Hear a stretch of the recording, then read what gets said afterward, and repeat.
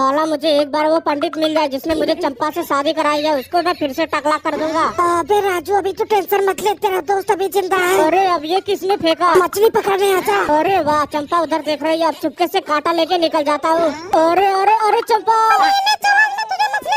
अरे चंपा तुम जो बोलोगे मैं वही करूँगा। अच्छा ठीक है, तेरा पहला टास्क है, इस लकड़ी को बिना पानी में टच कराए बाहर निकाल कर दिखाना। अरे बस इतनी सी बात है, रुको मैं अभी तुम्हें बाहर निकाल कर दिखाता हूँ। अरे ये देखो चंपा निकल गया बाहर। अरे कितना आसानी से कर लिया। तेरा दूसरा टास्क, चल मुझे 5 मिनट में चिप्स बना के दिखा। अरे ये भी सिंपल है गाइस। जब तक मैं चिप्स बना रहा हूँ तब तक आप लोग वीडियो को एक लाइक करके चैनल को सब्सक्राइब कर लो।